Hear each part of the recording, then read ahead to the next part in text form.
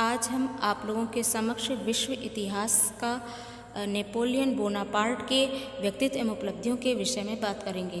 15 अगस्त 1769 इनका जन्म हुआ। मृत्यु 5 मई 1821 में हुई थी। नेपोलियन का जन्म फ्रांस के अजैक्यू शहर में हुआ। अमीर परिवार में जन्मे नेपोलियन ने उच्च कोटि की शिक्षा प्राप्त की। स्कूल की शिक्षा के बाद 1784 ईस्वी में तोपखाने से संबंधित विषयों का अध्ययन करने के लिए पेरिस के कॉलेज में प्रवेश लिया। इसके कुछ समय बाद उन्हें राजकीय तोपखाने में सब लेफ्टिनेंट की नौकरी मिल गई थी।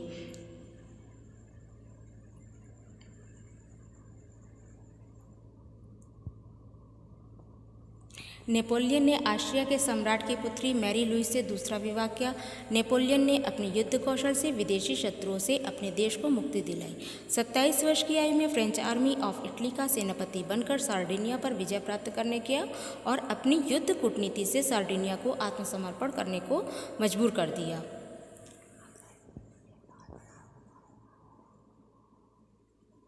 ऑस्ट्रिया पर आक्रमण करके वहां के सम्राट को संधि की शर्तों को मानने के लिए बाध्य किया।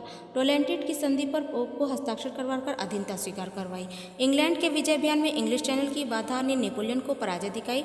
मिस्र को विजित करके पूर्वी एशिया में स्थित ब्रिटिश उपनिवेशों को अधीन करने का निश्चय करके 1798 ईस्वी में आक्रमण किया।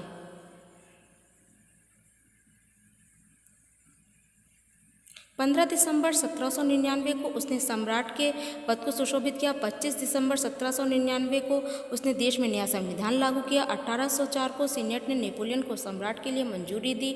शासक बनने के बाद नेपोलियन ने देश की अर्थव्यवस्था, शिक्षा, प्रशासनिक, सैन्य और न्याय प्रणाली में सुधार किया।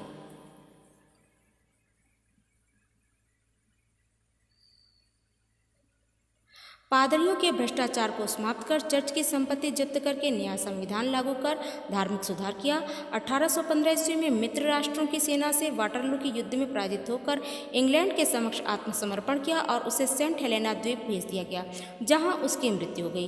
लुई 14वें जैसे सम्राट से कहीं अधिक नेपोलियन ने फ्रांस को उपनिवेशवादी मजबूती प्रदान की थी। इसी के साथ आज का पाठ